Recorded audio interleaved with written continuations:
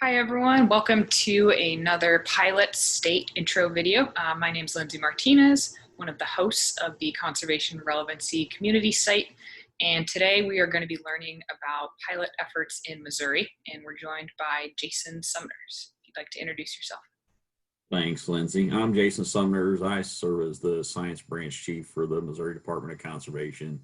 And for, I don't know, about the last 2 years, I've been kind of trying to help lead and coordinate our internal relevancy efforts as we begin the process of standing up a relevancy branch and moving forward. Perfect. Thank you. And thank you for coming here today to explain your project. And that's the first thing I want to ask is, can you give us a bit of a synopsis of what MDC is doing in their pilot program? Yeah, so we're doing lots of things. I think the context of where we're headed at this point is that as a member of the original coordinating team developing the relevancy roadmap, at the same time that we were standing that up, the agency was going through an internal effort to just look at the way we were structured. Do we have the right people in the right places? Are we engaging the right individuals in the public? Those kinds of questions, and structurally, as an organization, were we in the right place? And so, as the roadmap began to develop, capacity within the agency clearly comes to the surface in nearly every one of the barriers. So somebody in the agency needs to be able to do A, B, or C, right? All these activities and actions really needs to be thoughtful about the actions the agency is taking to continue to remain relevant, whether it's to external stakeholders or dealing with our own internal cultural things. And so fortunately, we're able to actually, within the new organizational structure, stand up a relevancy branch.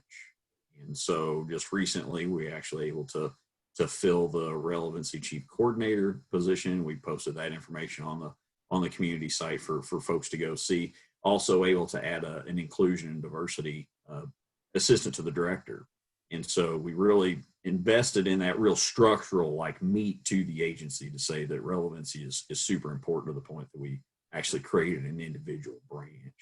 So knowing all of that was kind of probably going to happen, when the ask to do pilot projects came out, we really thought about, what's that mean? So what's our next step? Stand up a branch. Well, it's a ton of work to stand up a branch in and of itself within an organization, especially one that wasn't there previously, with all this other cultural change. But then what's the work of that branch to do? Where do they start? So that was really what the pilot project is about, is to say, okay, as an organization, how do we take a step back and look at the roadmap, look at the services we provide to the public? What are we doing and what are we not doing? So it's given us an opportunity to say, okay, what is our desired goals and outcomes? What's our target audience? And then what kinds of programs and services are we currently providing? So how does that align with those diverse groups? So that's really where we are now in terms of looking at what we do, what analytical tools do we have in place to monitor, who's participating in those kinds of programs, and as we identify gaps, areas of opportunity to grow, and then further inform kind of where the relevancy branch needs to go and the direction it needs to go. Gotcha. Yeah, so you even created an entire branch within your agency, which I think will be really compelling to people to hear about that. Yeah, I think it will be. And, part of it is it really is intended to be, we've gone to this structure in which we have really regional empowerment for various programs, but want centralized guidance and direction. And so what this really serves as is a kind of a central branch that is the think tank about agency actions, about agency behaviors, about the way we're engaging and the way staff are reaching out to the various groups, so that we can provide kind of that coordinated approach for our army of staff that's on the ground in the field, that are having the meaningful conversations and dialogue with the various communities. How might best we do that? And then how do we look globally at what we might be missing? What other opportunities exist to become more relevant? Would you like to elaborate at all about how specifically you all are using the roadmap in your efforts, just to model for other people what that might look like? Yeah, I'd say at this point we're still at kind of that high level step of saying, okay, what piece of information we still need. We've got and we're in part of the pilot project too, to say, what are we doing? And where does this even fit within the roadmap? are there things we can learn? And one of the big things that we have learned, through this process and looking at the roadmap is that many of our programs don't necessarily have a very clearly defined objective. I mean, we know in general what it is we're trying to do, but when you put them together, we've not drawn the connections of these are the next steps, particularly as it relates to constituent capacity. That's really where a lot of the focus right now is. We've got an entire branch, an education branch, that really is focused on delivery of programs, engagement of the public, trying to connect them to nature. But we haven't taken that step and said, okay, these are the communities that are served by these various programs, but do those programs fit the needs and desires of those communities? So it's really helping us say, okay, or hopefully it will help us identify those next steps to say, okay, this is what we need to do. So I think for the most part, we were focused on that bigger bucket agency capacity thing, not necessarily the specific tactics, except for the fact we created an entire branch, right? So what does that mean? So we took that, we've added some capacity to our social science unit that a group I supervise, to again provide that technical expertise. How do we align the rest of it together? So I wouldn't say that we've taken a very specific barrier and said, let's deal with this one. It's more in that there are a number of steps within each one of those barriers that we're trying to kind of accomplish at the same time, knowing that they'll hopefully have some outcomes, but then try to set into place some of the measures that will be able to monitor whether those outcomes are being successful. So there are several things that have been going on here for a while this is at least helping us focus the conversation. Awesome. Thank you so much. Shifting gears a little bit, would you want to explain something that you guys are proud of that you've accomplished so far, and also something that's been a challenge? I think it could be helpful for people to know what barriers they're up against. Yeah, I think, overall we put a ton of effort and groundwork into building up support for the branch itself. And so I think folks are starting to see the need, right? So we have that sort of base cultural thing within the agency that folks understand the need.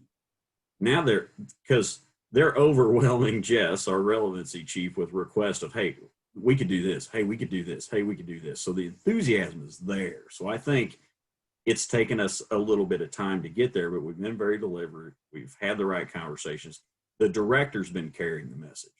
Through the development of the roadmap, one of the things that we continually talked about was the need for senior agency leadership to be carrying the message that this is important.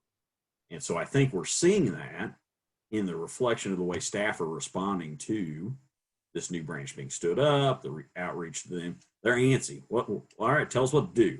Let's get to work. So I think, to me, that's been a huge success, just at the core level, that the culture's right, or at least the culture's headed in the right direction to accept and adopt this new approach. One of the challenges, I'll say, is related to the organizational change. I mean, trying to implement and stand up a new branch, trying to get dialed down into what exactly is it we want to do and we need to be trying to accomplish has been a challenge when, basically on July 1, we rolled out and are trying to implement a brand new agency structure and really a new governance model where it really is centralized guidance and direction and regional implementation. We've had some shifts of staff and roles and responsibilities, dealing with a suite of vacancies that had to be shifted around, new roles defined. So that's definitely been one of our struggles. The other thing that I think we continue to be challenged with is to truly define what our target audience is. For us in Missouri, having had the sales tax, we've long said all 6 million Missourians are our stakeholders, are our constituents, which at times spread you way far and thin. But we still kind of revert back to the same groups we typically communicate with. So really dialing in and saying, okay, what is this constituent group that we want to engage, and how do we meaningfully do that? It is a bit of a challenge because it feels like you're picking winners and losers, and I don't want us to be in that spot. And so at this point, not having a clear plan as to how to attack a particular demographic or how to engage them, or a group in a particular region. We're just trying to look at all the ways that we are engaging people and who are they, and how might we just expand that into some new people that have previously not been engaged. So what are the kind of those low-hanging fruit that, well, let's just bring more people into the fold. Let's not necessarily worry about some of the demographic stuff behind, because that's important too, right? It's the more people, regardless, that can be engaged, the better off. Absolutely, yeah. Thank you. Just one more thing I want to ask you. Been checking in. What's a bit of advice or suggestion you'd have for other folks who are looking to implement the roadmap in their state? I think there's no doubt not all states can or are going to be able to put a relevancy branch in place. I recognize that. We are very fortunate with a leadership team here with financial support to be able to make that kind of a commitment. But the flip side is I think it's important to know that no action is too small, because we don't know what the next step is going to lead to. If there's a conversation that can occur or some action you can take it. And that's our encouragement to staff right now, in the absence of, oh yeah, now we've got a new relevancy plan for the agency, which we don't yet, but we'll get there. Continue to engage in those important conversations and think about how each individual is a staff member for a conservation organization, a state or an NGO or whatever. What small actions can you take to just make things better? That's my advice. We got to dial it down to what we can control. Yep, and that's what I've heard from other folks as well, that there may be small steps, but they're still impactful and it's still worth it. Yeah, you don't know what they're going to turn into. That's for sure. Awesome. I think people will really be motivated, hopefully, to hear that, and excited to hear about a whole new branch at MDC. Thanks very much for explaining the project, and hopefully we can continue to get some updates from you as things move forward. Happy to do it. Thanks for the time, Lindsay. Yeah, of course. Thanks so much.